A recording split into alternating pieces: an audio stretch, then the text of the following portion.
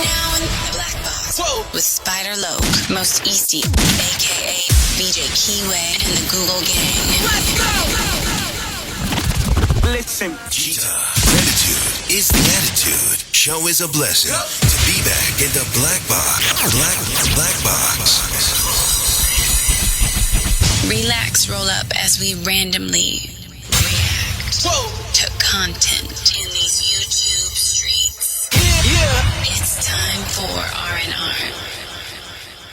Like with Net Hustle. Big shout out to my SPR, Spotter Low. You know I'm in the Black Box, had to come through, tap in, show love one time. Yeah, y'all make sure y'all subscribe. Stay tuned, all that. Message to the YNs. Message to the ONs. Stay out of prison by any means necessary. Now, we know there are issues that come up in life to where no matter what, you got to handle your candle. And then the way society is designed and the way the law works, you know, it may be unavoidable if you're standing up on principles or you're being, you know, protective and the law doesn't see it that way, you know. But for all other intended purposes, man, I advise y'all to avoid incarceration, avoid making decisions at leisure and routine that will cause you to lose your freedom. A lot of people feel like, oh, you're in jail, you're safe. Not necessarily. A lot of people go in, never come out, and they don't die of old age. So we back at Tehachapi. Mind you, this is where Tory Lanez was assaulted. We just covered a riot here a few weeks ago.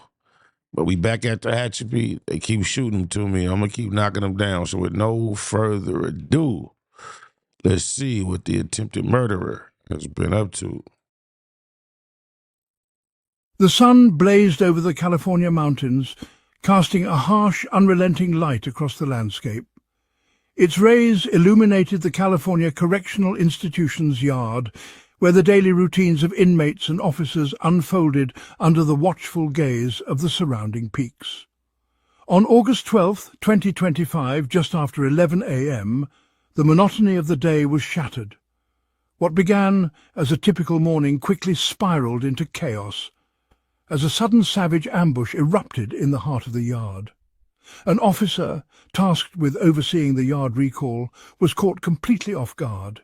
In a split second, an inmate broke from the crowd, charging with terrifying speed and intent. Without warning, a glint of metal flashed in the sunlight. A makeshift weapon, sharpened and deadly, swung with lethal force. The attack was swift, calculated and merciless. The officer was struck at the neck, the blade slicing deep. Blood erupted instantly, splattering across the concrete and turning the yard into a scene of horror and confusion. He staggered, clutching his throat in a desperate attempt to stem the flow as the ground beneath him was stained a deep, vivid red. The violence was sudden, but its impact was immediate and profound. For a brief, chilling moment, everyone in the yard froze, officers and inmates alike, paralyzed by the sheer brutality of what had just unfolded before their eyes. The air was thick with shock and disbelief. One inmate who witnessed the attack and wished to remain anonymous had this to say. "Cuz, I don't know what's going on lately, but I ain't seen this much bloodshed since the 90s in Bompton. When my nigger Tay-Tay got hit with that blammer, I'm praying..." Wait a minute, AI. He said cuz and then said Bompton? Y'all got to do a little better with these. Y'all got to do better. He wouldn't have said cuz, I ain't seen this much since I've been in Bompton. He would have said blood. Or he would have said Compton. I hope y'all caught that. For that cop, he was always fair with us bloods. Alarms blared as officers scrambled to respond, radios crackling with urgent calls for backup. The sense of security that had existed moments before was gone, replaced by fear and adrenaline. The attack sent shockwaves through the entire facility, a stark and sobering reminder of the dangers correctional officers face every single day. The line between order and chaos had been crossed in an instant. This was more than an assault on one man. It was an attack on the institution's fragile order, a direct challenge to the authority and safety that officers worked tirelessly to maintain. Mind you, this is a yard that people say is no good. It's a PC yard. Since Tory Lanez got served, there's been a riot there. I had the other video of somebody else got served, but YouTube was so crucial. YouTube wouldn't even allow me to post it. Then we got this incident. I think it was another riot about 2 weeks ago, the one that we reacted to. That wasn't the first riot since Tory Lanez. No, right before Tory Lanez got served, it was a riot. So what I'm trying to tell y'all is, even on these bunk, boo-boo, bad yards, it go bad, boy. Oh, my mama. No place is safe. The blood-soaked ground stood as a grim symbol of the ever-present threat lurking within prison walls, a reminder that violence can erupt at any moment, with devastating consequences. For the wounded officer, survival became a desperate, immediate struggle. As his colleagues rushed to his aid, every second counted. The fight for life had begun, and the scars of this day would linger long after the yard was cleared. The attacker was inmate Fournier, notorious for violence and already serving time for serious felonies. His weapon, a jagged inmate-made shank, was crafted from scavenged metal and tape, designed for maximum harm. Its existence raises urgent questions about prison security and contraband control. Man, come on now. That ain't nothing new. Prison shanks, Shawshank Redemption. Come on, man. At night, I'm hearing toothbrushes scraping on the floor just in case the war pop off. Because you can't tell what's next. My little homie Baby Boo took a pencil in his neck, and he probably won't make it to C-22. I put that on my mama. I'm a ride for you, Baby Boo. Murder. Investigators are probing Fournier's motive. Was it personal, gang-related, or a calculated act of defiance? The ferocity and precision of the attack suggest premeditation, not a random outburst. Understanding why Fournier struck is now central to preventing future tragedies. The investigation aims to uncover warning signs and protect other officers from similar fates. As chaos erupted in the prison yard, a sense of urgency swept through the facility. Fellow officers, hearing the alarm and shout, sprang into action without hesitation, fully aware of the danger that awaited them. They rushed in, risking their lives to confront the armed assailant, driven by a deep sense of duty and camaraderie. Moving swiftly and with remarkable discipline, the officers formed a human barrier, determined to stop further bloodshed and protect both their colleagues and the inmates. Their training kicked in as they coordinated their movements, creating a shield wall to contain the violence and prevent the situation from spiraling out of control. The struggle that followed was fierce and chaotic. Fournier, the assailant, lashed out wildly, using every ounce of his strength and desperation to resist. In the melee, a second officer was injured while bravely attempting to disarm him, highlighting the real and immediate danger faced by those on the front lines. Blood mixed on the gravel as officers fought to subdue the attacker. The sounds of struggle echoed across the yard, shouts, commands, and the scuffle of boots on concrete, painting a vivid picture of the chaos and violence that had erupted in an instant. More staff converged on the scene, their numbers and determination finally overwhelming Fournier. Working together, they managed to overpower him and secure the weapon, ending the immediate threat and preventing further harm. YNs, you bad muff. Can you imagine dwelling in these type of environments? This looks like some type of holding situation. Like maybe court tank or going to visit. That don't look like an actual living cell. But is you ready for this? You ready to be caged, locked down, treated like an animal? Their quick coordinated action was nothing short of heroic. You ready for this to be your recreation? You get an outside cage with a little sunlight and fresh air to do push-ups. And a little ball to play handball maybe, but I don't even see a solid wall, so they probably even have a handball. Is you ready for this? No video games, no gang drugs, no BBLs, no switches. By acting decisively, they prevented a deadly riot from breaking out and saved countless lives, both staff and inmates alike. The teamwork and courage displayed in those critical moments made all the difference. Even after the threat was contained, the yard was left in grim silence, marked by blood and trauma. The aftermath was a sobering reminder of the violence that can erupt without warning, and the heavy toll it takes on everyone involved. Paramedics arrived quickly, navigating the aftermath to reach the wounded. Their presence brought a measure of relief as they worked to stabilize the injured officers and provide urgent care amid the chaos. The officers' bravery under extreme pressure was the only barrier between tragedy and survival. Their resolve and professionalism in the face of danger ensured that order was restored and further loss of life was prevented. As the dust settled, officers worked tirelessly to re-establish order, checking on their colleagues and securing the area. Their actions in those crucial moments restored a sense of control and safety to a place that had been thrown into turmoil. This moment underscored the daily risks correctional staff willingly accept. Their courage and commitment, often unseen by the outside world, are what keep these institutions and the people within them safe every single day. The officers' survival was nothing short of extraordinary, a true near miracle. The blade had come dangerously close, missing major arteries by mere millimeters. Had it struck just a fraction deeper, or at a slightly different angle, the outcome could have been fatal. In those critical moments, every second counted. It's crazy how the new modern jail look.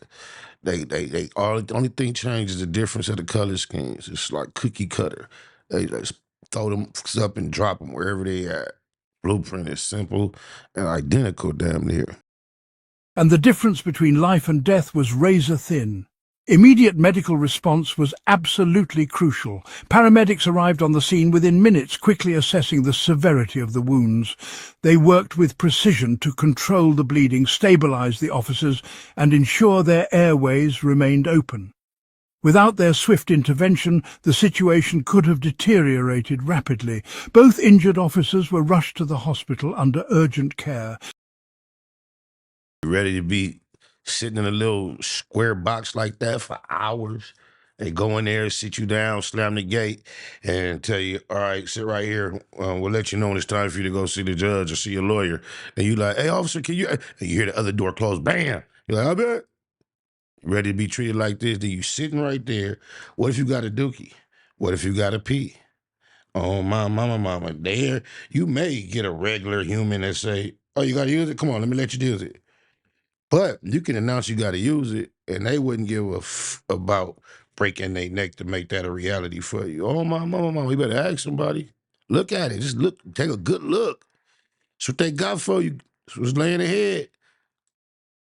Their lives hanging in the balance. In the hospital, a team of surgeons and trauma specialists sprang into action. They worked tirelessly to repair the deep neck wound, using advanced techniques to minimize damage and prevent infection. So imagine already dealing with these conditions. It can get no worse. And then you got to get rushed to emergency surgery. Oh, it can get worse. Sheesh. Meanwhile, the second officer's lacerations were carefully treated, with doctors monitoring for shock and other complications. Thanks to the dedication and expertise of the medical staff, both men were stabilized. Remarkably, after hours of observation and care, they were released later that same day, able to return home to their loved ones. Yet while physical wounds may heal with time, the psychological scars from such a violent encounter can linger much longer. The emotional toll of surviving a life-threatening attack is profound, often leading to anxiety, nightmares, and a sense of vulnerability. The trauma ripples outward, affecting not just the officers themselves, but also their families, friends, and colleagues. Loved ones wait anxiously for news, and fellow officers grapple with the reality that such danger is part of their daily lives. Recovery from such an ordeal will require ongoing support, counselling, and resources. Peer support groups, mental health professionals, and a strong community network are essential for helping survivors process their experiences and regain a sense of normalcy. This close call serves as a sobering reminder of the ever-present dangers correctional officers face each day. Main reason why this attracts me to this is because I have a son that I directed towards, pumped up, pushed toward this career field. He took my advice, and he is a correctional officer in the California Department of Corrections. And we share this type of content back and forth. It's crazy. Now, mind you, this is my baby boy. I've been his father since he was 2 years old.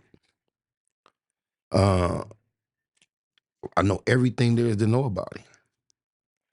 I watched him go, and just one of my proudest moments, this dude qualified to become a correctional officer. And it's just not that. It's the fact that he had to qualify long distance with that rifle thing and regular range. He had to prove that he was a good shot.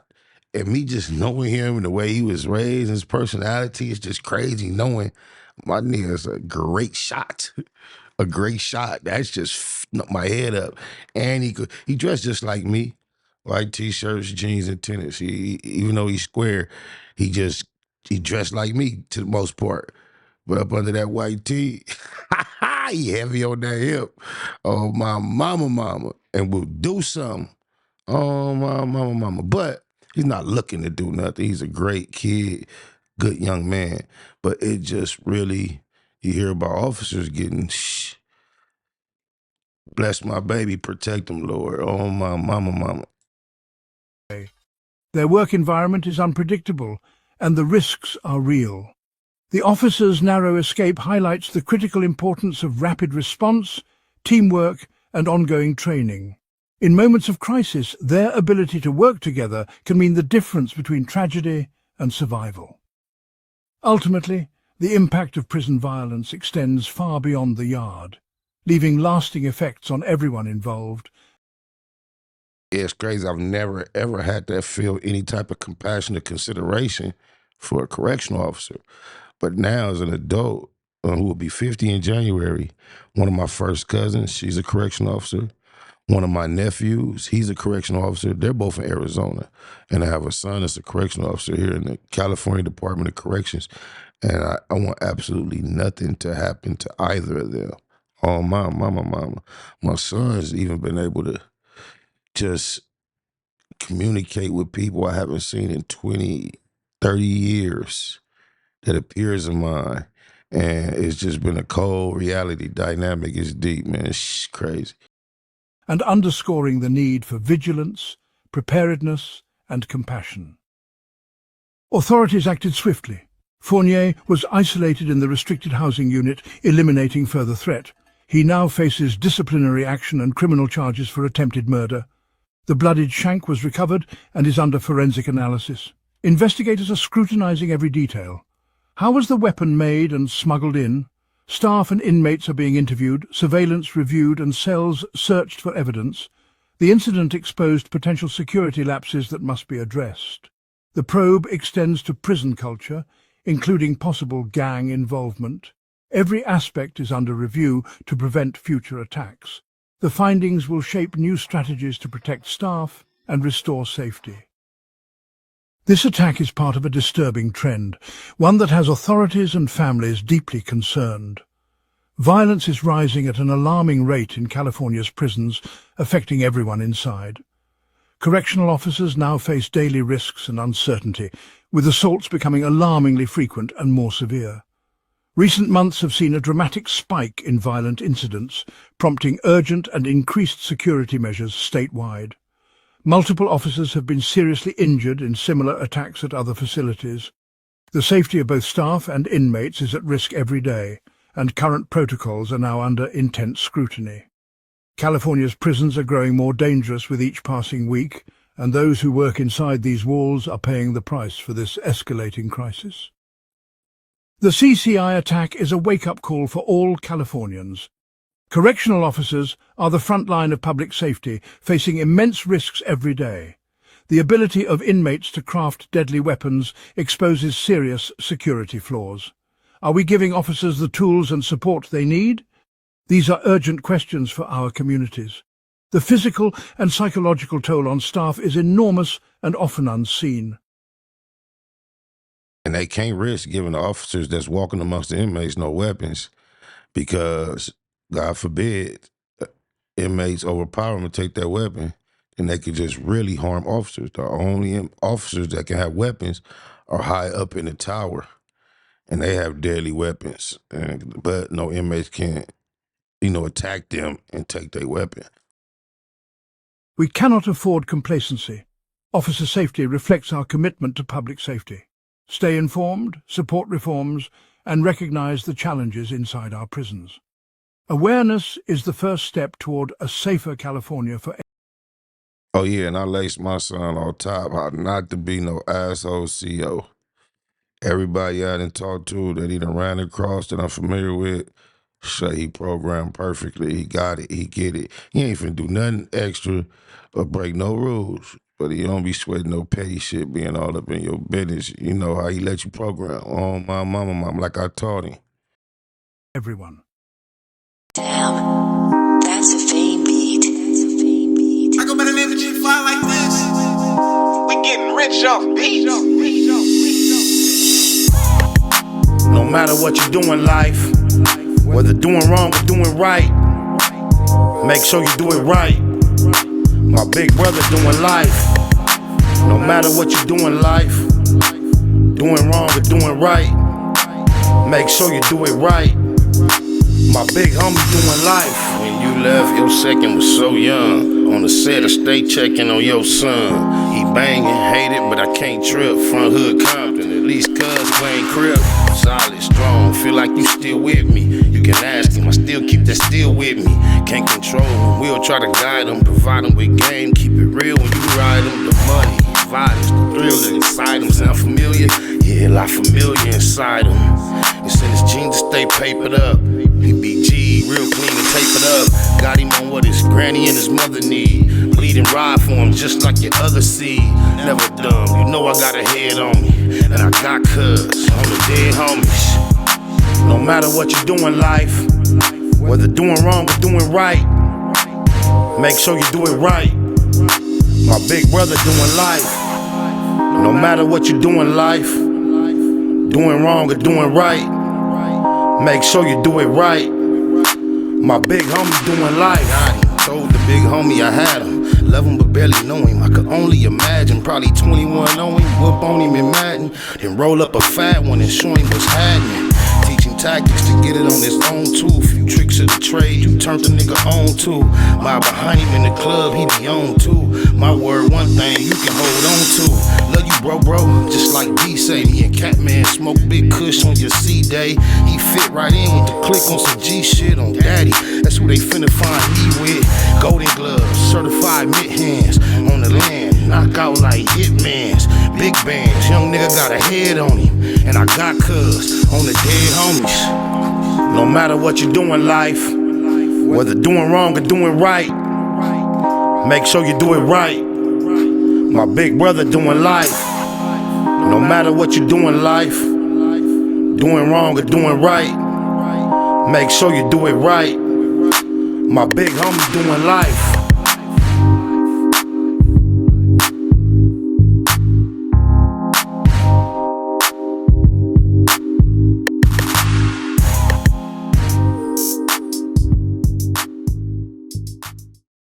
Sniper wasn't that hustle. Big shout out to SPR, Spotter Low. You know I'm in the black box, had to come through, tap in, show love one time. Yeah, y'all make sure y'all subscribe. Stay tuned, all that. It's the homie cook-up boss, goddammit, Cub Low. And y'all tuning in to the Wake and Bake Show with goddammit the homeboy Spider Low. It was SPI, the realest nigga in LA. Spider this bitch! Spider Low, nigga. Spider Low. Spider Low. Spider Low. Spider Low. Spider Low. So Spider looks at me because we go back to the juvenile side of the county. What the? Spider Low. Spider Low. Shout out to SPI, that motherfucking nigga. Spider Low, Wake and Bake. Better keep it Google, nigga. Loke is in LA somewhere doing what he's doing. In the words of Spider Loke on my mama's mama. Spider Loke's gear. This is Bay Mac. Nightblood, C-Mac. Shout out my Loke, Spider Loke, huh? Nightblood, on hood. It's a beautiful world. You fight me? Fight, crib.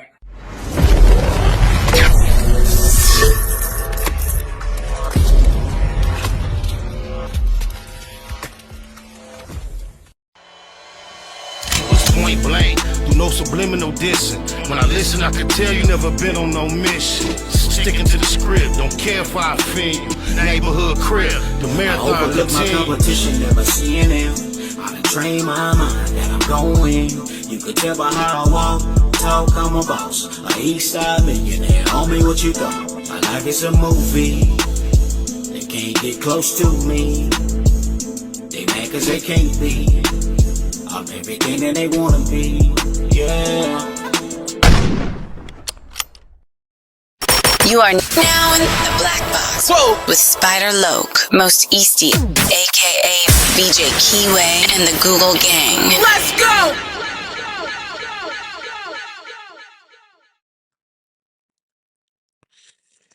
That video on your screen is one you ain't seen. Yeah, right there above. And YouTube says it's one you'll love. Click it. Enjoy it. Continue to kick it right here in the black box. Jeter.